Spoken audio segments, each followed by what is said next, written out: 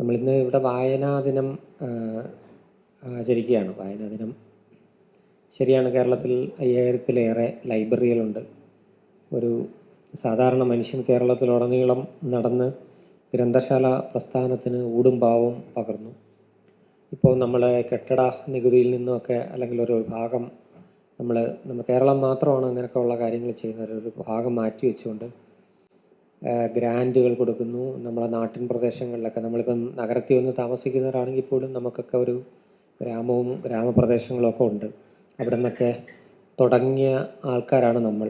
നമുക്കൊരു പ്രാദേശികമായ ഒരു ലൈബ്രറി നമുക്കുണ്ടായിരുന്നു. നമ്മളുടെ ഒരു അമ്മ ലൈബ്രറി എന്ന് പറഞ്ഞിട്ട് നമ്മുടെ നാട്ടിൻപുറത്ത് എവിടെയോ ഉണ്ടായിരുന്നു. പിൻകാലത്ത് നമ്മൾ നഗരങ്ങളിലേക്ക് മാറിയപ്പോഴാണ് നമുക്കിപ്പോൾ ഒരു ഗ്രന്ഥശാലയുടെ ആവശ്യകത ഇല്ലാതായിരിക്കുന്നത്. നമ്മൾ സാമാന്യന് മോശമില്ലാത്തൊരു ജോലിയിലേക്ക് പ്രവേശിക്കുകയും നമ്മുടെ മക്കൾ ഇതേ നഗരത്തിൽ തന്നെ തുടരുകയും അവർ പഠിക്കുകയും ഇതിനേക്കാൾ വലിയ നഗരങ്ങളിലേക്ക് പഠിക്കാനായി പോകുകയും ചെയ്യുന്നതോടുകൂടി നമുക്ക് ഒരു ഗ്രന്ഥശാലയുടെ ആവശ്യം ഇല്ലാതായി മാറിയിരിക്കുന്നു. മാത്രമല്ല നമ്മൾക്ക് അതിനനുസരിച്ചുള്ള ഒരു സാമ്പത്തിക സ്രോതസ്സ് ഉള്ളതുകൊണ്ട് നമുക്ക് ലൈബ്രറിയെ ആശ്രയിക്കേണ്ട ഒരു കാര്യവുമില്ല. നമുക്ക് സ്വന്തമായി പുസ്തകങ്ങൾ വാങ്ങിക്കാനുള്ള ഒരു സാമ്പത്തിക ബലം ഉണ്ട്. അപ്പോഴൊക്കെ ആണെങ്കിൽ പോലും നമ്മളെപ്പോലെ ആകാനായി നമ്മുടെ ഒരു തലമുറയ്ക്ക് കഴിയാതിരുന്നത് അടുത്ത തലമുറയിൽ ഈ കാലത്ത് ഇരുന്ന് ശ്രമിക്കുന്ന നമ്മളെപ്പോലെ നമ്മുടെ കുട്ടിക്കാലത്തൊക്കെ ഉള്ളതുപോലെയുള്ള ചെറുപ്പക്കാരായ സുഹൃത്തുക്കൾ, ഭാവി തലമുറയിലെ കുഞ്ഞുങ്ങൾ ഒക്കെ നമ്മുടെ കേരളത്തിലെ നൂറുകണക്കിന് ചെറിയ ചെറിയ ഗ്രാമപ്രദേശങ്ങളിൽ ഇപ്പോഴും അവരുടെ വൈകുന്നേരങ്ങളിൽ ഈ ലൈബ്രറിയുടെ തുറന്നിട്ടുണ്ടോ, അവിടെ വെളിച്ചം കാണുന്നുണ്ടോ എന്ന് നോക്കി പോകുന്ന എത്രത്തോളം ചെറുപ്പക്കാർ ഉണ്ടായിരിക്കും എന്ന് നമ്മൾ നോക്കേണ്ടതാണ്. നമ്മൾ പലരും അങ്ങനെ വന്നിട്ടുള്ള ആൾക്കാരാണ്. എനിക്ക് ഓർമ്മയുണ്ട്, ഞാൻ എൻ്റെ നാട്ടിൻപുറത്തുള്ള ലൈബ്രറിയിൽ അതെല്ലാ ദിവസവും തുറക്കണമെന്നില്ല. അന്നും എല്ലാവരും വായിക്കാനും അല്ലെങ്കിൽ വളരെ അത്യാവശ്യപരമായൊരു സംഗതിയല്ല പുസ്തകം വായിക്കുക എന്ന് പറയുന്നത്. അപ്പോൾ ആ നിലയ്ക്ക് ലൈബ്രറിയൻ എല്ലാ ദിവസവും വരണമെന്നില്ല. പക്ഷേ എങ്കിലും നമ്മൾ വളരെ ദൂരെ നിന്ന് വരുമ്പോഴത്തേക്ക് ആ ജനാലയ്ക്കൽ ഒരു വെളിച്ചം ഉണ്ടായിരിക്കുക എന്ന് പറയുമ്പോൾ നമുക്കുണ്ടായിരുന്നൊരു സന്തോഷം എന്ന് പറയുന്നത് ചെറുതല്ല. അക്ഷരം എന്ന് പറയുന്ന ആ വെളിച്ചത്തിൻ്റെ പിന്നാലെയുള്ള ഒരു യാത്രയാണ് ഒരു പക്ഷേ ഇന്ന് നിങ്ങളുടെ മുമ്പിൽ നിൽക്കാനായി എന്നെ പ്രാപ്തനാക്കിയത്. നിങ്ങളെല്ലാം അങ്ങനെ തന്നെ ആവാം. പിന്നെ നിങ്ങൾ ചെയ്യുന്ന തൊഴിലുമായി ബന്ധപ്പെട്ട കാര്യത്തിൽ നിങ്ങൾ കോൺട്രിബ്യൂട്ട് ചെയ്യുന്ന ഒരു വലിയ കാര്യമാണ് ഈ പറഞ്ഞ കണക്കുള്ള വെളിച്ചം എന്ന് പറയുന്നൊരു സാധനം. നമ്മുടെ എത്രയോ പൂർവികന്മാർ വിളക്കുകാലിൻ്റെ വെളിച്ചത്തിൽ ഇരുന്ന് പഠിച്ചിട്ടുണ്ട് എന്ന് നമ്മൾ കേട്ടിട്ടുള്ള നമുക്കറിയാം. ഇന്നതിൻ്റെ ആവശ്യകത കേരളത്തിലില്ല. ഏതാണ്ട് സമ്പൂർണമായ വൈദ്യുതീകരണം കേരളത്തിലുടനീളം നടന്നിട്ടുണ്ട്. അപ്പം വെളിച്ചം എന്ന് പറയുന്നൊരു സംഗതി നമ്മൾ പുറമേ പ്രാപ്തമാക്കി കൊടുക്കുന്നതാണെങ്കിൽ പോലും ഈ ഉൾവെളിച്ചം എന്ന് പറഞ്ഞിട്ടുള്ളൊരു വലിയ സംഗതിയുണ്ട്. അതിന് പുറമേ ഉള്ള ഈ വെളിച്ചത്തിന് വലിയ വലിയ കാര്യങ്ങൾ പറയാനായിട്ടുണ്ടാവും. അപ്പം ഞാൻ എൻ്റെ കുട്ടിക്കാലത്ത് ഓർമ്മയിലേക്ക് എൻ്റെ 6ാം ക്ലാസ്സിൽ പഠിക്കുന്ന സമയത്താണ് എൻ്റെ വീട്ടിൽ കറണ്ട് വരുന്നത്. അതിനു മുമ്പ് എൻ്റെ ഒരു കുടുംബ വീട് വരെ മാത്രമേ അതുണ്ടായിട്ടുള്ളൂ. പിന്നീട് അന്ന് കുടുംബങ്ങളെല്ലാം പല വിധത്തിൽ മാറി പല സ്ഥലങ്ങളിലേക്ക് മാറുമ്പോഴത്തേക്ക് അതിനനുസരിച്ച രീതിയിലേക്ക് വെളിച്ചം വരാനായിട്ട് പറ്റുന്നില്ല. അന്ന് നിങ്ങൾക്കറിയാം, ഈ സ്വന്തമായി പോസ്റ്റ് ഇടുക മറ്റു സംഗതികൾ വളരെ വിപുലമായ ആവശ്യകതകൾ ഒരു വീട്ടുകാരൊക്കെ വിചാരിച്ചാൽ എളുപ്പപ്പെട്ടെന്നൊരു സാമ്പത്തിക കാലാവസ്ഥയും ഒന്നുമല്ലായിരുന്നു അക്കാലത്തേക്കുള്ള ഇത്. വെളിച്ചം വന്ന ശേഷം അല്ലെങ്കിൽ നമ്മൾ വൈദ്യുത വെളിച്ചം വന്ന ശേഷമുള്ള ഒരു കാലമെന്ന് പറഞ്ഞാൽ ഞാൻ പറയുന്നതെന്ന് വെച്ചാൽ നമുക്ക് ഒരുപാട് കാലത്തിലേക്ക് പിന്നിലേക്ക് പോകുന്ന ഒരു കാര്യമല്ല ഇത്. നിങ്ങൾക്കറിയാം, ഒരു അരവിന്ദൻ്റെ ഒരു ചലച്ചിത്രം തന്നെ ഈ ഇലക്ട്രിസിറ്റി ബോർഡിൽ ഇത് വരുന്നതുമായിട്ട് ബന്ധപ്പെട്ടൊരു മനോഹരമായ ഒരു ചലച്ചിത്രം തന്നെ അന്ന് ഉണ്ട് ഈ നാട്ടിൽ വെളിച്ചം വരുന്നതുമായി ബന്ധപ്പെട്ട്. വെളിച്ചം വന്നതിന് ശേഷം കേരളത്തിലുണ്ടായ മാറ്റങ്ങൾ ചെറുതല്ലായിരുന്നു. കാരണം നിങ്ങളുടെ പ്രവർത്തനത്തിൻ്റെയും അല്ലെങ്കിൽ തുടർന്നുണ്ടായ നമ്മളെല്ലാവരും ജോലിയിൽ തുടർന്നു, പക്ഷേ എങ്കിലും ഒരു വെളിച്ചത്തിൻ്റെ കാവലാളുകൾ എന്നുള്ള മട്ടിൽ തുടർന്ന് വന്ന ഒരു കാലഘട്ടത്തിൽ പ്രധാനമായിട്ട് നമ്മുടെ അന്ധവിശ്വാസങ്ങൾ ഇല്ലായ്മ ചെയ്തതിൽ KSEBക്കുണ്ടായ ഒരു വലിയ കൈ ചെറുതല്ല എന്നുള്ളത് നമ്മൾ ആലോചിക്കണം. കാര്യം ഭൂത പ്രേത പിശാച് ബാധകളാൽ ആകുലമായിരുന്ന ഒരു കേരളത്തിൽ അങ്ങോളം ഇങ്ങോളം വെളിച്ചം വന്ന ശേഷം നമുക്ക് പ്രേതഭൂത പിശാചുക്കളെല്ലാം സകല സ്ഥലങ്ങളിൽ നിന്നും അപ്രത്യക്ഷമായി മാറി. എനിക്ക് ഓർമ്മയുണ്ട്, എൻ്റെ കുട്ടിക്കാലത്ത് ഒരു ചിമ്മിനി വിളക്കിൻ്റെ മുമ്പിലാണ് ഞാനിരുന്ന് പഠിച്ചുകൊണ്ടുവന്നിരുന്നത്. അപ്പോൾ അന്ന് അതിവിപുലമായ ഈ ജലശേഖരമായിരുന്നു എൻ്റെ വീട്ടിൻ്റെ ചുറ്റും. കൊടും ഭയങ്കരമായ വയലാണ്. അന്ന് ആ ഒരു ചെറിയ ചിമ്മിനി ഊതി കിടത്തിക്കഴിഞ്ഞാൽ ഘോരമായ അന്ധകാരമാണ്. അതുകൊണ്ട് തന്നെ എനിക്ക് ഭയം എന്ന് പറഞ്ഞിട്ടുള്ള ഒരു എലിമെൻ്റ് എൻ്റെ ഞരമ്പിൽ വർക്ക് ചെയ്യുന്നുണ്ടായിരുന്നില്ല. കാരണം എന്ന് വെച്ചാൽ ഭയന്നിട്ട് കാര്യമില്ല. നമ്മൾ പോകുമ്പോൾ വാഴക്കൈ ഇങ്ങനെ നമ്മളെ തിരിച്ച് മാടി ഇങ്ങനെ വിളിക്കും. നമുക്കറിയാം, ചെറിയ കാറ്റുണ്ടെങ്കിൽ ഒന്ന് ഈ വാഴയുടെ പുറകെ നിങ്ങൾക്കറിയാമോ, ചെറിയ അതിനൊരു സിൽവറിഷ് ആയിട്ടുള്ളൊരു സംഗതിയുണ്ട്. ചെറിയ കാറ്റടിക്കുമ്പോൾ ഇതിങ്ങനെ ചെയ്യും. അപ്പോൾ അതൊരാൾ കൃത്യമായി മാടി വിളിക്കണം. അങ്ങനെ ഒരു തവണ മാടി വിളിക്കുമ്പോൾ നമ്മൾ ഓടും, 2 തവണ മാടി വിളിക്കുമ്പോൾ നമ്മൾ ചെയ്യും. 5-6 തവണയാകുമ്പോൾ നമുക്ക് തിരിഞ്ഞ് നിൽക്കാതെ നിവർത്തിയില്ല. നമ്മൾ ചെന്ന് ആരാണ് പ്രേതം എന്ന് ചോദിക്കുമ്പോഴത്തേക്ക് വാഴക്കൈ വളരെ നാണക്കേടോടുകൂടി പ്രേതം ഞാനായിരുന്നു എന്ന് പറയുന്ന ഒരു പിൻകാലത്ത് ഞാൻ ഈ പറയുന്ന അത് നമ്മൾ ഇതിൻ്റെ വിപുലമായ സ്വരൂപം എന്നുള്ള നിലയ്ക്കാണ് എല്ലായിടത്തും വെളിച്ചമെത്തുകയും ഈ പറയുന്ന നമുക്കുള്ള നമ്മുടെയൊക്കെ കുട്ടിക്കാലത്ത് ഉണ്ടായിരുന്ന ഒരു കാര്യം പിൻകാലത്ത് നമ്മളെ കുഞ്ഞുങ്ങൾ ഈ അന്ധവിശ്വാസ ജടിലമായ ഇതിലേക്ക് വന്നിട്ടില്ല. നിങ്ങൾക്കറിയാമോ, അന്നത്തെ കാലത്ത് നാട്ടിൻപുറങ്ങളിൽ അല്പം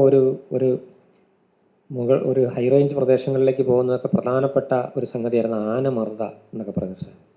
എന്നുവെച്ചാൽ ആന മരിച്ച് അതിൻ്റെ പ്രേതം എന്നൊക്കെ പറഞ്ഞിട്ട് പിന്നീട് പല തരത്തിലുള്ള ഇത് എല്ലാം നമ്മൾ കേട്ടിട്ടുണ്ട്. അതെല്ലാം അപ്രത്യക്ഷമായി.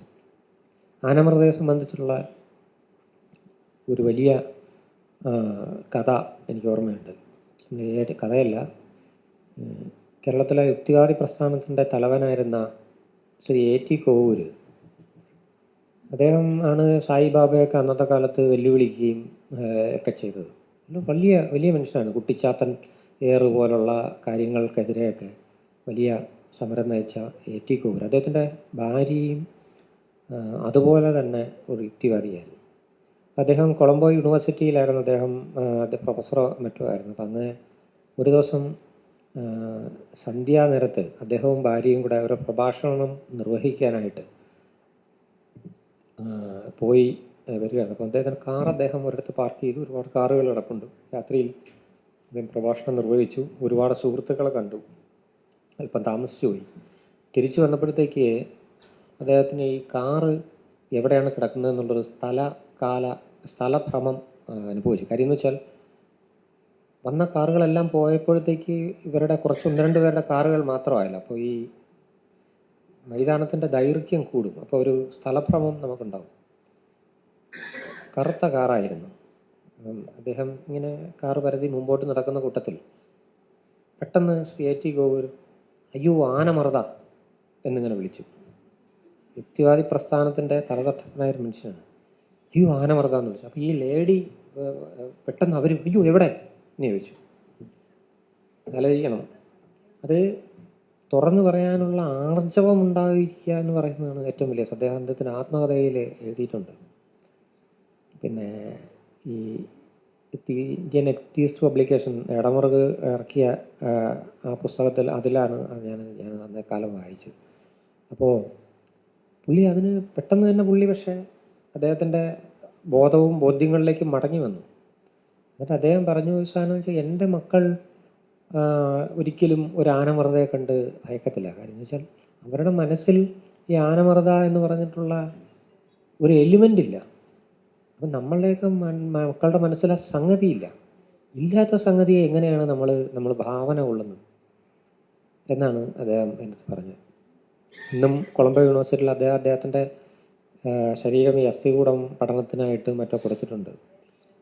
അപ്പം ഞാൻ പറഞ്ഞത് വെച്ചാൽ ഞാൻ അന്നത്തെ രാത്രിയെ സംബന്ധിച്ചിടത്തോളം നമ്മൾ ഈ കറണ്ട് വന്നതിന് ശേഷം ഉണ്ടാകുന്ന ഈ രാത്രിയെ സംബന്ധിച്ച് ഞാൻ എൻ്റെ വാട്ടർ ബോഡി എന്ന് പറഞ്ഞിട്ടുള്ള എൻ്റെ ഒരു ആത്മകഥാ പുസ്തകമുണ്ട്. വെച്ചാൽ വെള്ളം കൊണ്ടുള്ള ഒരു ആത്മകഥയാണ്. എന്ന് വെച്ചാൽ എൻ്റെ വീടിൻ്റെ ചുറ്റും വെള്ളമായിരുന്നു. എൻ്റെ ജീവിതത്തിൽ വെള്ളം ആയി പിന്നെ ഉള്ള കായലും കടലും ഒക്കെ കൂടെ ചേർന്ന ഒരു സ്ഥലത്തായിരുന്നു ജീവിതം എന്നിരിക്കെ ഞാൻ എൻ്റെ ജീവിതത്തിൽ വെള്ളം കൊണ്ട് ഉള്ള ആത്മകഥ, അങ്ങനെ ഒരു വ്യത്യസ്തമായൊരു ആത്മകഥ എഴുതിയാണ്.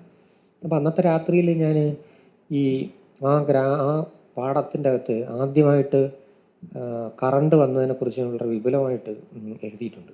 വിപുലമായിട്ട് എഴുതിയെന്ന് വെച്ചാൽ സമസ്ത പ്രപഞ്ചവും ആകെപ്പാടെ ആകുലതയിലായിപ്പോയി. എന്നുവെച്ചാൽ ഈ ഇതുപോലുള്ള ഗ്ലാസ് കൊണ്ടുള്ള പിന്നെ ജനാലകളാണ് ഉള്ളത്.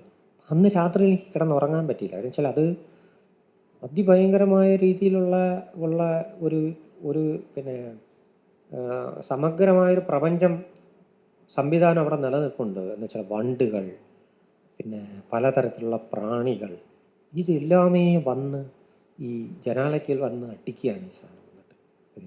ആ ഭാഗം എന്ന് പറയുന്ന ഒരു സ്ഥലത്തൊരു കൃത്രിമ വെളിച്ചം എന്ന് പറയുന്ന ഒരു സംവിധാനം ഇതൊന്നും ഈ സംഗതികൾ അഭിമുഖീകരിച്ചിട്ടില്ലായിരുന്നു ഈ ഒരു സാധനം.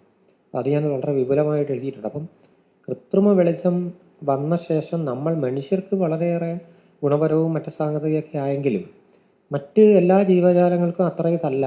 അതിനെ നമ്മൾ ആകർഷിക്കപ്പെട്ട് ഇല്ലാതാക്കപ്പെടുന്ന വേറൊരു സംഗതിയുണ്ട്. അതിനെ നമുക്ക് അക്കാര്യങ്ങളെക്കുറിച്ച് ചിന്തിച്ച് ജീവിക്കാനായി നമുക്ക് പറ്റാതിരിക്കാൻ നമ്മളതിനെക്കുറിച്ച് കൂടുതൽ പിന്നെ ചിന്തിച്ചേണ്ട കാര്യമില്ല. പിന്നീട് ഞാൻ ആലോചിക്കുന്നുണ്ട്, ഒരു കാലത്ത് നേച്ചർ മാഗസിനിലോ മറ്റോ ഈ ഉറങ്ങാതിരിക്കുന്ന നഗരങ്ങൾ, ഈ പറഞ്ഞ കണക്കുള്ള നഗരങ്ങൾ ഉറങ്ങാതിരിക്കുന്ന ഈ പിന്നെ സ്പേസിൽ നിന്നുകൊണ്ടുള്ള ഈ ലോകത്തിലെ നഗരങ്ങളുടെ വെളിച്ചത്തിനെ കുറിച്ചുള്ള ഒരു സംഗതി ഒരു ലേഖനം വായിച്ചായിട്ട് ഞാൻ വായിച്ചിട്ടുണ്ട്. എന്നുവെച്ചാൽ നഗരങ്ങളൊന്നും ഉറങ്ങുന്നില്ല, വൈദ്യുത ദീപങ്ങൾ കൊണ്ട് സദാസമയവും ഇത് ചെയ്തിരിക്കുക എന്ന് പറഞ്ഞൊരു സംഗതിയുണ്ട്. അപ്പം അതുണ്ടാക്കുന്ന ഈ ദിശ മാറിപ്പോകാനുള്ള ഈ ജന്തുക്കൾക്ക് മറ്റേ ദിശ മാറിപ്പോകാനുള്ള കാരണങ്ങൾ, മറ്റു സാധനങ്ങൾ, ഇതെല്ലാത്തിനെ കുറിച്ചും നമ്മൾ പറയും. പക്ഷെ മാനവ ചരിത്രത്തിൽ ഒരുപാട് ദിശാബോധം ഈ വെളിച്ചം പിൻകാലത്തുണ്ടാക്കി. കഴിഞ്ഞ 100 വർഷത്തിൻ്റെ ഇടയിൽ ഉണ്ടായി വന്നിട്ടുള്ള എല്ലാത്തരം ഇലക്ട്രോണിക് വിപ്ലവത്തിൻ്റെയും ആധാരം എന്ന് പറയുന്ന, അല്ലെങ്കിൽ അതിനു വേണ്ടിയുള്ള പരീക്ഷണങ്ങളുടെ ആധാരം എന്ന് പറയുന്നത് ഇലക്ട്രിസിറ്റി ആയിരുന്നു എന്ന് പറയാം. ഇലക്ട്രിസിറ്റി ഈ പറയുന്നത് ഇപ്പോഴും നിങ്ങൾക്ക് നമ്മുടെ ഇവിടെ പോയ ഞാൻ അടുത്ത കാലത്ത് നമ്മുടെ ബ്രൈമുറി പോയപ്പോഴത്തേക്ക് അന്നത്തെ അവിടുത്തെ പുഴയിൽ നിന്ന് ബ്രിട്ടീഷുകാർ കൊണ്ടുവന്ന് കൃത്രിമമായിട്ട് ടർബൈൻ കറക്കിക്കൊണ്ട് ഈ തേയിലത്തോട്ടങ്ങൾക്ക് ഈ വൈദ്യുതി കൊണ്ടെത്തിക്കുന്ന സംവിധാനത്തിൻ്റെ ആ ഒരു പ്രാഗ്രൂപം ഇപ്പോഴും അതിൻ്റെ ജനറേറ്ററും ഇതൊക്കെ വന്നു കഴിഞ്ഞാൽ എത്രയോ വീടുകൾ ഇതെല്ലാം ഉണ്ട്. അപ്പോൾ അങ്ങനെ പോകുന്നൊരു വലിയ സാധനം എനിക്ക് ഓർമ്മയുണ്ട്. മറ്റൊരു ഇതുമായിട്ട് ബന്ധപ്പെട്ട നിങ്ങളുടെ തൊഴിലും ഇതുമായിട്ട് ബന്ധപ്പെട്ട കാര്യങ്ങളിലുള്ള എൻ്റെ ഒരു ഓർമ്മ എന്ന് പറയുന്നൊരു സാധനം, നമ്മൾ ഈ ഡാമുകൾ നിങ്ങളുടെ ഇതുമായി ബന്ധപ്പെട്ട പ്രധാനപ്പെട്ട സാധനമാണല്ലോ ഈ തേക്കടി അണക്കെട്ട്, അതുപോലെ തന്നെ മുല്ലപ്പെരിയാർ അണക്കെട്ട്. 2 സാധനങ്ങളുണ്ടല്ലോ. അപ്പോൾ അതിൻ്റെ അകത്ത് നമ്മുടെ എപ്പോഴുമുള്ള ഭീതി, അല്ലെങ്കിൽ നമ്മളെ ഭീതിപ്പെടുത്തിക്കൊണ്ടിരിക്കുന്ന ഒരു സാധനം എന്ന് പറയുന്നത് മുല്ലപ്പെരിയാർ അണക്കെട്ടിൻ്റെ പ്രായം ആണ്. എത്രത്തോളം 100 വർഷത്തിലേറെ ആയി എന്നുള്ള പ്രായമാണ്. നമ്മളെ കോൺക്രീറ്റ് കൊണ്ട് നിർമ്മിച്ച തേക്കടി ഇതിനെക്കുറിച്ചൊന്നും നമ്മൾ അതിനെക്കുറിച്ച് ആകുലപ്പെടാറില്ല അതിൻ്റെ കാലാവസ്ഥ. ഞാൻ ഈ നേരത്തെ ഈ പ്രേതവുമായി ബന്ധപ്പെട്ട കാര്യം പറഞ്ഞായിരുന്നല്ലോ. അപ്പോൾ ഞാൻ ഈ പറഞ്ഞ കണക്കുള്ള ഈ വെളിച്ചം ഇല്ലാതിരുന്നൊരു കാലത്തും ഉള്ളതുകൊണ്ട് എനിക്ക് ഭയമില്ലായിരുന്നല്ലോ. അപ്പോൾ എൻ്റെ പത്രാധിപർ ഒരിക്കൽ എൻ്റെ അടുത്ത് പറഞ്ഞു, നിങ്ങൾക്ക് ഈ പ്രേത വീടുകളിൽ പോയി രാത്രിയിൽ പോയി കിടന്നുറങ്ങിയിട്ട് ഒരു ഫീച്ചർ എഴുതാമോ എന്ന് ചോദിച്ചു, എൻ്റെ അനുഭവങ്ങൾ വെച്ചിട്ട്. എനിക്കിതിൽ ഒരു ബുദ്ധിമുട്ടുമുള്ള കാര്യമല്ല. അങ്ങനെ ഞാൻ 1-2 വീടുകൾ ഇങ്ങനെ പല സ്ഥലങ്ങൾ അടച്ചിട്ടിരിക്കുന്നതൊക്കെ ആയിട്ടുള്ള വീടുകൾ ഒക്കെ ഇരിക്കുന്ന സമയത്ത്, അപ്പോൾ ഈ വീടുകൾ കിട്ടാനായിട്ടാണ് ഇപ്പം ഏറ്റവും ഭയങ്കര ബുദ്ധിമുട്ട്. കാരണം എന്താണെന്ന് വെച്ചാൽ ഇപ്പോൾ ഒരാൾ പണ്ടേ കാലത്തൊക്കെ ഒരു അപമൃത്യോ ഇതൊക്കെ വരുന്ന വീടാണെങ്കിൽ പിന്നെ ആരും ആ വീട് വാങ്ങിക്കുകയോ മറ്റോ ഒന്നും ചെയ്തില്ല. ഇപ്പോഴാകപ്പാട് ചെയ്യുന്നത് വെച്ചാൽ ഉടനെ ഒരു PG ആക്കുകയോ കുറേ പിള്ളേർക്ക് പിന്നെ ഇത് ചെയ്യുകയോ ചെയ്യും. ഈ അതോടുകൂടി പിന്നെ ഒരു ഭേദഭൂതങ്ങളില്ല, അയലത്തുകാർ പോലും അവിടെ സ്വസ്ഥമായിട്ട് ജീവിക്കുന്ന ഒരു സാഹചര്യം ഉണ്ടാകത്തില്ല വീടുകൾ. അപ്പോൾ അതുകൊണ്ട് ഞാൻ വളരെ ബുദ്ധിമുട്ടിയാണ് കണ്ണൂരിനൊരു വീട് മറ്റേത്. അപ്പം അതിലൊരു സ്ഥലമെന്ന് പറയുന്നത് നാഗർകോവിലേക്ക് പോകുന്നിടത്ത് നമ്മുടെ പത്മനാഭപുരം കൊട്ടാരത്തിൻ്റെ സൈഡിൽ കൂടെ നമ്മൾ പോയി കഴിഞ്ഞാൽ 2 കുന്നുകൾ കാണാം. നിങ്ങൾ എപ്പോഴെങ്കിലും ഇങ്ങനെ പോകുന്നുണ്ടെങ്കിൽ കാണാം. 2 കുന്നുകൾ കാണാം. ഒന്ന് മയ്യക്കോട്ടയും മറ്റൊന്ന് മരുന്ന് കോട്ടയും. 2 ഭയങ്കര പൊക്കത്തിലുള്ള 2 വലിയ കുന്നുകളാണ്. അപ്പോൾ ഞാൻ ഒരു ദിവസം രാത്രി കിടക്കാനായിട്ട് തിരഞ്ഞെടുത്തത് മയ്യക്കോട്ടയാണ്. മയ്യക്കോട്ട എന്ന് വെച്ചാൽ ഡച്ച് കാലത്തെ അന്ന് യുദ്ധത്തിലൊക്കെ മരണപ്പെട്ട ആൾക്കാരെ ദഹിപ്പിക്കാനോ ഇത് ചെയ്യാനോ ആയിട്ട് വലിയൊരു കുന്നിൻ്റെ മുകളിൽ മാർത്താണ്ഡവർമ്മ ഉണ്ടാക്കിയ ഒരു നമ്മുടെ ചുറ്റുവട്ടൊരു കോട്ട പോലെ, ഒരു ചെറിയ കോട്ട പോലെ. അത്രയും സ്പേസ് അതിൻ്റെ അകത്തില്ല. ഇതുപോലൊരു 4 മുറിയുടെ സ്പേസേ ഉള്ളൂ. മരുന്ന് കോട്ടയെന്ന് വെച്ചാൽ ഈ വെടിമരുന്ന്, കാര്യം മറ്റു ജനങ്ങളുമായിട്ടത് ഇതിന് ബന്ധം പാടില്ലല്ലോ എന്ന്. അപ്പം മയ്യക്കോട്ടയുടെ തൊട്ട് അതിനോട് ചേർന്ന് ഉള്ള ഒരു താഴ്വാരത്തൊരു പാറകൾ മൊത്തമാണ്. അപ്പം വലിയ ദുരാചാരങ്ങളും ചുടലമാടൻ പ്രതിഷ്ഠ മറ്റേ സ്ഥാനം മറിച്ചാന്നൊക്കെ പറഞ്ഞിട്ട് പകൽ പോലും ആ സമയത്ത് അവിടെ ആരും വരാതിരിക്കുന്നൊരു സമയമാണ്. അപ്പം ഞാൻ അതിൻ്റെ മുകളിൽ കയറി കിടന്നു. ഈ സഹ്യപർവ്വതം വന്ന് അസ്തമിക്കുന്ന ഒരു സ്ഥലമാണ്. മയിലുകളുടെയും ഈ കുരങ്ങന്മാരുടെയൊക്കെ ബഹളം വരുന്നത്. അപ്പോൾ ഞാൻ നല്ല നിലാവുണ്ട്. അപ്പോൾ ഞാൻ ഇതിൻ്റെ മുകളിൽ കയറിയപ്പോഴത്തേക്ക് കണ്ടൊരു ഭയങ്കരമായ ഒരു കാഴ്ചയെന്ന് വെച്ചാൽ സുർക്കി കൊണ്ടാണ് ഇതിൻ്റെ ഈ സ്ഥലം ഉണ്ടാക്കി, ഈ കോട്ടയുടെ ഈ ചുറ്റുമതൽ ഉണ്ടാക്കിയിരിക്കുന്നത്. അപ്പോൾ അതിൻ്റെ അകത്ത് അപൂർണമാണ് ആ കോട്ട. അപ്പോൾ അതിൻ്റെ അകത്ത് അന്ന് കലക്കി വെച്ച സുർക്കി അവിടെ ഇങ്ങനെ ഒരു ചെറിയ കുന്നുപോലെ ഇങ്ങനെ കിടപ്പുണ്ട്. ഈ കാറ്റും വെയിലുമായിട്ട് ഏതാണ്ട് 300ഓളം വർഷമായിട്ട് ഇവിടെ കിടന്നിട്ട് അതിന് ഒരു ചെറിയ പൊടിയോ തരിയോ പോലും അതിൻ്റെ അകത്ത് താഴെ വീണ് കിടപ്പില്ല. അതേസമയം പിന്നെ കോൺക്രീറ്റിന് നമുക്ക് എത്രത്തോളം ശക്തിയും, ഇത് നമ്മളൊക്കെ വീട് കോൺക്രീറ്റ് കൊണ്ടാണല്ലോ ഉണ്ടാക്കിയിരിക്കുന്നത്. മറ്റേ പൂപ്പലും പായലും മറ്റേ അതിൻ്റെ മുകളിലുള്ള സാധനം കൊണ്ട് 15-20 വർഷം മുതലേ നമ്മുടെ കാശിൻ്റെ പ്രധാന സാധനം എന്ന് വെച്ചാൽ ഇതിൻ്റെ മെയിൻ്റനൻസിലേക്കാണല്ലോ പിന്നെ പോകുന്നത്. അതിൻ്റെ ചോർച്ചകൾ വരുന്നു, ചോർച്ചയടയ്ക്കാൻ. അപ്പോൾ കോൺക്രീറ്റാണ് നമ്മൾ ശ്രദ്ധിക്കേണ്ടത്, സുർക്കി അല്ല. പക്ഷേ കാലകാലങ്ങളിലുള്ള നമ്മളെ ഇത് പറഞ്ഞ് മധ്യ കേരളത്തിലുള്ളവരെല്ലാം പറഞ്ഞ് ഭയപ്പെടുത്തുന്ന ഒരു സംഗതി എന്ന് വെച്ചാൽ ഈ ഡാമുമായി ബന്ധപ്പെട്ട ഈ ഇത്തരത്തിലുള്ള കാര്യങ്ങളാണ്. 1-2 കാര്യങ്ങളോടെ പറഞ്ഞങ്ങ് നിർത്താം. 2, നമ്മുടെ വായനാ ദിനത്തിനെ സംബന്ധിച്ച് പറഞ്ഞിരിക്കുന്നു. നമ്മളിപ്പം ഇങ്ങനെയുള്ളൊരു ദിനത്തിൻ്റെ പ്രസക്തിയെ സംബന്ധിച്ച് നമ്മൾ ഇത് ചെയ്യുന്നു.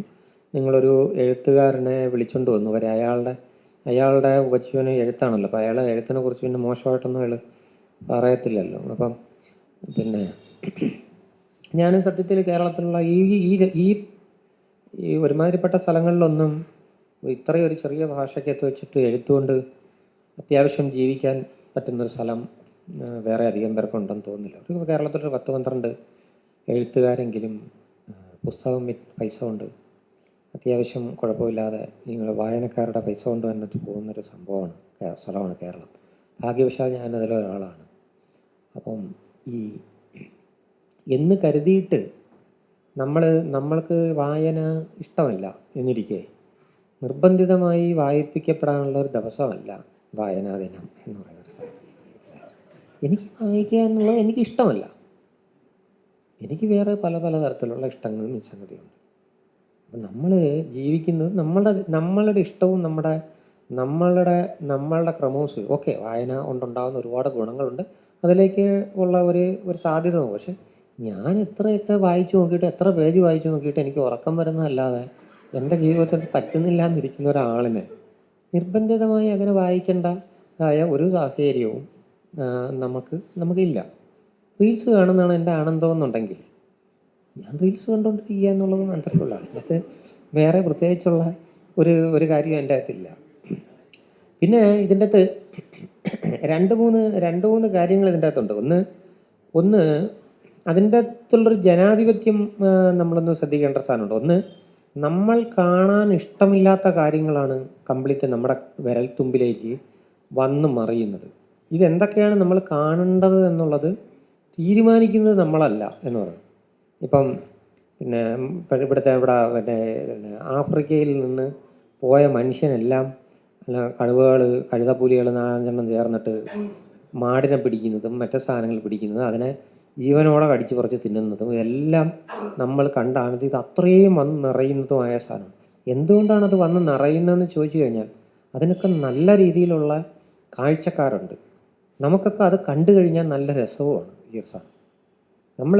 എന്നിട്ട് നമ്മൾ ഈ സിനിമകളിലൊക്കെ ഉള്ള പിന്നെ വയലൻസിനെ നമ്മൾ കുറ്റം പറയുകയൊക്കെ ചെയ്യും. നമ്മളിങ്ങനെ നിരന്തരമായി കാണുന്നത് കൊണ്ടാണ് സിനിമയിലുള്ള ആൾക്കാർ വയലൻസ് അത് പോരാ. കാര്യം യുവമാരെല്ലാവരും പിന്നെ അത് കണ്ട് മറ്റേ 24 പിന്നെ കാട്ടുപാർട്ടികൾ ചേർന്ന് ഒരുത്തനെ കൊന്നിട്ട് പോലും ഒരു കുലുക്കവും ഇല്ലാതെ 15 മിനിറ്റ് ഇതും കണ്ടുകൊണ്ടിരിക്കുന്ന പാർട്ടികളുടെ അടുത്താണ് ഇവിടെ ചേട്ടൻ ഒരു ഉണക്ക കമ്പെടുത്തിട്ട് ഒരുത്തൻ്റെ തലയ്ക്ക് അടിക്കുമ്പോഴത്തേക്ക് പിന്നെ വൈകാരില്ല, അവൻ്റെ തല കൂടം കൊണ്ട് അടിച്ച് പൊട്ടിച്ച് ചവിട്ടി മെതിച്ച് ചെയ്തല്ലാതെ ഇവറ്റൊന്നും ഇത് ബാധിക്കത്തില്ല ഇതിനെയൊന്നും. അപ്പം അത് അതിൻ്റേത്. അപ്പം നമ്മൾ ഇത് മൊത്തം കണ്ട് 1.5 മണിക്കൂർ കഴിഞ്ഞതിന് ശേഷം മറ്റതിനെ നമ്മൾ വിമർശിക്കാനായി പോവുക എന്ന് പറയുന്നതിൽ ഇതുണ്ട്. പിന്നെ ഗവൺമെൻറ്റിൻ്റെ ഒരു സാധനം എന്ന് പറയുന്നത്, നമ്മൾ വയലൻസിനെ കുറിച്ച് പറയും. വയലൻസ് എന്ന് പറയുന്നത് നമുക്ക് കാണാൻ ഇഷ്ടമില്ലാത്തതും നമുക്ക് അസ്വസ്ഥത ഉണ്ടാക്കുന്ന കാഴ്ചകളിലും എല്ലൊക്കെയാണ് ഈ സാധനം. ഗവൺമെൻറ് നമ്മൾ ഏത് സിനിമ കാണാനായിട്ട് പോയി കഴിഞ്ഞാലും ഉടൻ തന്നെ അതിൻ്റെ അകത്ത് പിന്നെ എൻ്റെ നല്ല ഇതായിട്ട് നോക്കിക്കൊണ്ടിരിക്കുക എൻ്റെ വീട്ടുകാർ, അപ്പോൾ പുകയില മറ്റേ സാധനം എൻ്റെ ജീവിതം നശിപ്പിച്ചു ഇയാളെന്ന് പറഞ്ഞിട്ട് അതിഭയങ്കരമായ ക്യാൻസറും ഈ സാധനവും വെച്ചിട്ടുള്ള സാധനങ്ങൾ ഓരോ സിനിമ കാണുമ്പോഴും നമ്മൾ ഇതിങ്ങനെ കാണിച്ചുകൊണ്ടിരിക്കുക. ഈ സിനിമയിലുള്ള എല്ലാ വയലൻസിനേക്കാൾ ഭീകരമാണിത്. എനിക്കിഷ്ടമില്ല ഇത് കാണാനായിട്ട്. ഞാൻ ഇഷ്ടമില്ലാത്ത കാണാനായ സാധനത്തിൻ്റെ അകത്ത് വെച്ചിട്ട് ഇത് തന്നെ ഇങ്ങനെ ചെയ്തുകൊണ്ടിരിക്കുകയാണ് ഇത് വെച്ചിട്ട്. അപ്പോൾ നമ്മളീ പറഞ്ഞതൊക്കെ നമ്മുടെ കാഴ്ചകളെ നമ്മളിപ്പോൾ എഴുത്തും വായന അത് നിർദോഷമായൊരു സാധനമാണ്. എന്നൊക്കെ താല്പര്യമില്ല വായിക്കാനെന്ന് പറഞ്ഞാൽ ആരും ചോദിച്ചു. കാഴ്ച എന്ന് പറയുന്നതിൻ്റെ ഈ അപകടങ്ങൾ നമ്മളെ ഗ്രസിക്കുന്നതിൻ്റെ നമ്മൾ പറഞ്ഞല്ലോ, നമ്മൾ തോണ്ടി പറക്കി വിടുമെങ്കിലും നമ്മളെ ടേസ്റ്റിൽ പശിമ ഇങ്ങനെ ഓരോ സാധനങ്ങൾ മാറി മറിയുന്നത് നമ്മൾ അറിയുന്നില്ല. മറ്റൊന്ന് വെച്ചാൽ ബ്രെയിനിൻ്റെ നമ്മളിപ്പോൾ നിങ്ങളൊക്കെ നമ്മളപ്പോൾ ഇതിൽ കൂടുതൽ ആൾക്കാരും ഒരു മധ്യപ്രായത്തിലേക്ക് വരും. നമ്മളെ ബ്രെയിനിൻ്റെ കോർഡിനേഷൻ അല്ലെങ്കിൽ നമ്മളുടെ ഈ ന്യൂറോൺസ് തമ്മിലുള്ള ഒരു ട്രാൻസ്മിഷൻ്റെ ഒരു സാധനം എന്ന് പറയുന്നത് ഓരോ ദിവസം കഴിയും തോറും ഒരു പ്രായം കഴിഞ്ഞാൽ കുറഞ്ഞു വരും. അപ്പം നിങ്ങൾ ഈ പടയെന്ന് പറഞ്ഞിട്ട് ഒരു സാധനം ഇത് കണ്ടിട്ട് അടുത്ത സാധനത്തിലേക്ക് വരുന്നു. നമ്മൾ എന്തുകൊണ്ടാണ് പെട്ടെന്ന് ക്ഷീണിക്കുന്നത് മനസ്സിൽ? അടുത്ത സാധനം ഇതിലേക്ക് വരുമ്പോഴത്തേക്ക് ബ്രെയിൻ അത് കഴിഞ്ഞ് അടുത്തെന്തും അത് നിങ്ങൾ കാണിക്കുന്നത് എന്താണ് കാണുന്നത് എന്ന് ഇതിലേക്ക് എത്താനുള്ള ഒരു സാവകാശത്തിലേക്ക് ഇതെത്താനായി ഭയങ്കരമായി ബുദ്ധിമുട്ടുന്നുണ്ട് ഈ സംഗതികൾ. ഇതാണ് നമുക്ക് പലപ്പോഴും തലവേദന, രാത്രി കിടന്നിട്ട് ഉറക്കാൻ പറ്റാതെ വരിക ഇതൊക്കെ ചെയ്യുന്നൊരു സാധനം. നമ്മൾ റീവയർ ചെയ്യുന്നുണ്ടോ എന്നുള്ളൊരു സാധനം ഇതിൻ്റെ അകത്ത്. ഇതിങ്ങനെ അവർക്കെന്താ ഈ കാഴ്ചകളിൽ വരുന്ന സാധനങ്ങൾ അവർ പമ്പ് ചെയ്യുക. അത് 12 വയസ്സുകാരനും 24 വയസ്സുകാരനും 60 വയസ്സുകാരനും എല്ലാവർക്കും ഒരേ തരത്തിലുള്ള പമ്പിങ്ങാണ് ഇവർ നടത്തുന്നത്. ഏറ്റവും കൂടുതൽ കാഴ്ചക്കാർ വന്നതെല്ലാം മുന്നിലേക്ക് വരികയും മറ്റത് ക്രമേണ ഇതിലേക്ക് മാറിക്കൊണ്ടിരിക്കുകയും ചെയ്യും. അതിനെല്ലാം വയലൻസും പിന്നെ ഡബിൾ മീനിങ് ഉള്ള സംഗതി ഇതിനുള്ള സംഗതിയൊക്കെയാണ് ഇമ്പോർട്ടൻസ് കിട്ടുന്നത്. ഇത് സർഫസിൽ തന്നെ കിടക്കുകയും ചെയ്യുന്ന ഒരു സംഗതി. അപ്പം നമ്മളിതിൻ്റെ അകത്ത് നമ്മൾ റീവെയർ ചെയ്യുന്നുണ്ടോ എന്നുള്ളൊരു സാധനം എൻ്റെ തന്നെ സിസ്റ്റം റീവെയർ ചെയ്യുന്നുണ്ട്. അത് ആ സിസ്റ്റം റീവെയർ ചെയ്തുകൊണ്ട് പിന്നെ ആയിരക്കണക്കിന് ആൾക്കാർ ഇരിക്കുകയാണ് നമ്മുടെ ഇതിൻ്റെ ഒരു ആൽഗോരിതം പ്രിപ്പയർ ചെയ്യാനായിട്ട്, നമ്മളെ ഇതിൻ്റെ അകത്ത് വീഴ്ത്താനുള്ള ആൽഗോരിതം പ്രിപ്പയർ ചെയ്യാനായിട്ടുള്ള സാധനം. ഇതിൻ്റെ അകത്ത് ഞാനും നിങ്ങളും ഉൾപ്പെടെ നമുക്ക് ഇതിൻ്റെ അകത്ത് എളുപ്പം രക്ഷപ്പെട്ടു പോകാൻ പറ്റത്തില്ല. നമ്മളൊരു കേവലം മനുഷ്യരാണ്. നമുക്കൊരു കുറച്ച് നേരം ഈ ജോലിയും ഇതുമെല്ലാം കഴിഞ്ഞതിന് ശേഷം ഇത്തിരി നേരം ഇരുന്ന് ഒരു അരമണിക്കൂർ ഒരു 15 മിനിറ്റ് ഇരുന്ന് റീൽസ് കണ്ടേക്കാന്ന് പറഞ്ഞാൽ എണീക്കുമ്പോഴത്തേക്ക് 2-2.5 മണിക്കൂറാണ്. എങ്ങനെയാണോ ഇത്രയും സമയം പോയത് എന്ന് നമ്മൾ ആലോചിക്കുമ്പോഴത്തേക്കാണ് ഇനി നാളെ ഈ പരിപാടി ഇല്ല എന്ന് നമ്മൾ ഓരോ ദിവസം പറയുകയും പിറ്റേയും നമ്മൾ ഒരു 15 മിനിറ്റ് സ്വസ്ഥത. അപ്പം നമ്മൾ വീട്ടിൽ ഇരുന്നിട്ട് മറ്റേ പറയുന്നത് നിങ്ങൾ എല്ലാ സമയത്തും ഇത് തന്നെ കണ്ടോണ്ടിരുന്നു. അപ്പം നമുക്ക് അതിഭയങ്കരമായ കുറ്റബോധം കൊണ്ടാണ് നമ്മൾ പൊട്ടിത്തെറിക്കുന്നത്. ഞാനിത് ഉച്ചത്തിന് സ്വസ്ഥമായിട്ടൊരു 15 മിനിറ്റ് ഇരുന്ന് കാണും. 15 2:30 നമുക്കറിയാം. 15 മിനിറ്റ് കാണുമ്പോഴത്തേക്ക് ഞാൻ എന്തെല്ലാം ജോലികൾ ചെയ്യുന്നത്. നമ്മൾ ഈ പൊട്ടിത്തെറിക്കുന്നത് മൊത്തം നമ്മളോടുള്ള കുറ്റബോധം കൊണ്ടാണ് നമ്മൾ ഈ സംഗതിയിലേക്ക് നമ്മൾ അപ്പം ഇനിയുള്ള കാലത്ത് നമ്മുടെ പിള്ളേരും ഇവരെല്ലാം ചെയ്ത കാഴ്ചയെ നിയന്ത്രിക്കും. നമുക്ക് ആ ശേഷിയില്ല. കാര്യം എന്ന് വെച്ചാൽ ഒന്ന് നമ്മൾ ആ കാലഘട്ടത്തിൽ കൂടെ കടന്നു വന്നതല്ല. നമുക്കിത് ഇപ്പോഴും വിഭ്രാന്തിയാണ്. കാര്യം എന്ന് വെച്ചാൽ നമ്മുടെയൊക്കെ ഒരു പരിപാടി കഴിഞ്ഞതിന് ശേഷമാണല്ലോ ഇതെല്ലാം കാണുകയും വെച്ചാലും മക്കൾ കണ്ടു തീരുന്നതിന് മുമ്പ് നമുക്ക് കണ്ടു തീരണം. അവരെ സംബന്ധിച്ച് അവരുടെ ജീവിതത്തിൽ അവർ 10 വയസ്സിൽ 7 വയസ്സ് മുതൽ തന്നെ അവർക്ക് റീൽസ് കണ്ടു. നമ്മളെ ഒരു 35 വയസ്സോ അല്ലെങ്കിൽ 30-40 വയസ്സോ ഒക്കെ കഴിഞ്ഞിട്ട് നമ്മൾ കണ്ടു തുടങ്ങിയത്. അപ്പം നമ്മൾ കടന്നു പോകുന്നതിന് മുമ്പ് നമുക്ക് അവർ മാത്രം അങ്ങനെ സൂചിച്ചാൽ പോരല്ലോ. ജീവിക്കുന്നത് മാക്സിമം കണ്ടു തീർക്കാനായിട്ടുള്ള ഇതാണ്. അപ്പം നമ്മൾ പണ്ടേ കാലത്തുള്ള ഒരു തലമുറയിൽ കഴിഞ്ഞ തലമുറയിൽ ആൾക്കാർ പറയുന്നത് ഇങ്ങനെ പിന്നെ മക്കൾ ഇങ്ങനെ സമയം കളഞ്ഞു. ഇപ്പം നേരെ തിരിച്ചാണ് ഇതിലെത്ത് വരുന്നത്. ഈ അമ്മയും അച്ഛനെയും കൊണ്ടുള്ള ഇത് കാഴ്ച എല്ലാ സമയത്തും ഇത് തന്നെയാണ് ഇവരുടെ കയ്യിൽ എന്നുള്ള മട്ടിലേക്കാണ് ചെറുപ്പക്കാർ പിള്ളേർ അവർ തമ്മിലുള്ള ഇതിലേക്ക് പറയുന്നത്. മൂലയിൽ എവിടെങ്കിലും കാണും ഒരു സാധനം വെച്ചിട്ട് തോണ്ടിപ്പഴി കൊണ്ട് കാണും. തന്ത വേറൊരു മൂലയിൽ കാണും ഒരു സാധനം. അപ്പം അവരെ സംബന്ധിച്ച് അവർക്കൊരു പ്രശ്നമല്ല. കാര്യം വെച്ചാൽ അവരെല്ലാം സ്വിഗ്ഗിന്നോ മറ്റേ സൊമാറ്റോ എന്നോ ഓർഡർ ചെയ്ത് അവർക്ക് ആവശ്യമുള്ള കഴിച്ച് ഇത് ചെയ്ത് കയ്യും കഴുകി അവരവരെ പോകാം. അവർ ഈ പറയുന്ന കണക്ക് അവർക്ക് കൃത്യമായ ഇതുണ്ട്. ഇതൊക്കെ ഒരു 15 മിനിറ്റോ 20, 40, 30 മിനിറ്റ് അല്ലെങ്കിൽ ഇത് കഴിയുമ്പോഴത്തേക്ക് അവരിത് മാറ്റിയിട്ടിട്ട് അവരവരുടേതായ സാധനം അവർ ഒരു ബൂസ്റ്റർ ചായ കുടിക്കാനോ വേറെ അവരുടെ ഗേൾ ഫ്രണ്ടിനെ അല്ലെങ്കിൽ ബോയ് ഫ്രണ്ടിനെ വിളിച്ചിട്ട് അവർ ഇത് ചെയ്യാനോ ഒക്കെ ആയിട്ട് പോയിട്ട് അവരങ്ങ് ഇത് ചെയ്യുന്നു. നമ്മൾ ഈ പറയുന്ന കണക്കുള്ള തോണ്ടിപ്പറക്കി ഇങ്ങനെ ഇരിക്കുന്ന ഒരു കാലഘട്ടത്തിലേക്കാണ് നമ്മൾ പോയിക്കൊണ്ടിരിക്കുന്നത്. അത് ഞാൻ പറഞ്ഞില്ല, നമുക്കിത് കിട്ടാക്കനി പോലെ നമ്മൾ കയ്യിൽ കുറച്ച് കാലതാമസം കഴിഞ്ഞ് കിട്ടിയതിൻ്റെ ഒരു കുഴപ്പമാണ്. അപ്പോൾ ഇതിൻ്റെയൊക്കെ ഇടയിലാണ് ഇങ്ങനെ ഒരു മീറ്റിംഗ് കൊണ്ട് വെച്ചിട്ട് നിങ്ങൾ വായിക്കണം എന്ന് പറയുന്നത്. അപ്പോൾ അത് എല്ലാ സമയത്തും നടക്കുന്ന കാര്യങ്ങളല്ല. അപ്പം ഞാൻ പറയുന്നൊരു സാധനം വെച്ചാൽ നമുക്ക് ഈ റീവയറിങ് അല്ലെങ്കിൽ റീഡ് യുവർ സെൽഫ് എന്ന് പറഞ്ഞിട്ടുള്ളൊരു സാധനം എന്ന് വെച്ചാൽ വായിക്കാനോ സമയമില്ല. നമ്മളെക്കുറിച്ച് റീഡ് ചെയ്യാനായിട്ടുള്ള ഒരു സമയം പോലും ഈ യന്ത്രങ്ങൾ നമുക്ക് തരുന്നില്ലല്ലോ എന്നുള്ളൊരു സാധനമാണ് പ്രധാനമായിട്ടും. നമ്മളെക്കുറിച്ച് റീഡ് ചെയ്യാനെന്ന് വെച്ച് കഴിഞ്ഞാൽ പറഞ്ഞു തീരുന്നതിന് മുമ്പ് അടുത്ത പ്രൊമോഷൻ വരുന്നു. അപ്പോഴനമ്മൾ ആരെങ്കിലും കാലം ഇത്രയായോ ഈ സാധനം ഇതിങ്ങനെ നിരന്തരമായ സാധനം. നമ്മൾ റീവയറിങ് എന്ന് പറയുന്നൊരു സാധനം നമ്മൾ ഇതിൻ്റെ അകത്ത് ചെയ്യുന്നില്ല എന്നുള്ളത് കൊണ്ടാണ് ഈ പെട്ടെന്ന് അയക്കണം. അപ്പോൾ ഈ റീവയറിങ് ചെയ്യാന്ന് കാഴ്ചയെ എങ്ങനെ നിയന്ത്രിക്കുക എന്ന് പറയുന്ന ഒരു സംഗതിയെ മാറ്റി നമ്മൾ എങ്ങനെ നമ്മളെ റീവയർ ചെയ്യാനായിട്ട് ശ്രമിക്കുക എന്ന് പറഞ്ഞതാണ്. എന്നെ റീഡ് ചെയ്യുക, ഞാൻ ഒറ്റയ്ക്ക് കുറച്ചു നേരം ഞാൻ ഇരിക്കുക ഈ സംഭവം ഇല്ലാതെ. ഈ സംഭവങ്ങളില്ലാതെ എത്ര നേരം ഇരിക്കുക എന്ന് പറയുന്ന ഒരു സംഗതി പ്രധാനമായിട്ടാണ്. അതിൻ്റെ ദൈർഘ്യം ഒന്ന് കൂട്ടുക എന്ന് പറയുന്നൊരു സാധനം. നിങ്ങൾ എല്ലാ ആഴ്ചയും നമുക്ക് കിട്ടുന്ന ഇപ്പോൾ അതിൻ്റെ കണക്കൊക്കെ തരുമല്ലോ. നിങ്ങൾ കഴിഞ്ഞ ആഴ്ച അത് കേൾക്കുമ്പോഴത്തേക്കും വൃത്തികെട്ട സാധനം എന്നെ ഓർമ്മിപ്പിച്ചിരിക്കണം. നിങ്ങൾ കഴിഞ്ഞ 24 മണിക്കൂർ 36 മിനിറ്റാണ് കഴിഞ്ഞ തവണ നിങ്ങളുടെ TV അല്ല നിങ്ങളുടെ ഇത് ഓണായി കിടന്നത് എന്ന് പറഞ്ഞിട്ട്. എന്നിട്ട് കഴിഞ്ഞ തവണ നിങ്ങൾ 12 സെക്കൻഡ് കുറച്ചേ കണ്ടുള്ളൂ. അപ്പോഴത്തേക്കും നമുക്കൊരാശ്വാസം. അപ്പം എന്ന് പറയുന്ന മട്ടിലേക്ക് നമ്മളിത് പോകുന്നത് അല്ലാതെ ഇതിനെ ഒന്ന് സ്വിച്ച് ഓഫ് ചെയ്യാനുള്ള ഒരു യുദ്ധം എന്ന് പറയുന്ന ഒരു സാധനം ചില്ലറ കാര്യമല്ല. നമുക്ക് ലോകമഹായുദ്ധത്തിനെയൊക്കെ നമുക്ക് അഭിമുഖീകരിക്കാം. പക്ഷെ ഇതിന് ഒരു 1.5 മണിക്കൂർ, 1 മണിക്കൂർ ഇതൊന്ന് ഓഫ് ചെയ്തിട്ട് നോക്കാം. അപ്പം നമ്മൾ വിചാരിക്കുന്നതെന്ന് വെച്ചാൽ ലോകാസ്തമയം ഈ 1 മണിക്കൂറിനിടയിലായിരിക്കും സംഭവിക്കുക എന്നുള്ളതാണ്. ഒരു പുല്ലും സംഭവിക്കത്തില്ല. അതെല്ലാം കഴിയുമ്പോഴത്തേക്ക് ഏതെങ്കിലും നമ്മൾ ഈ പറഞ്ഞ കണക്ക് ഇല്ല ഏതോ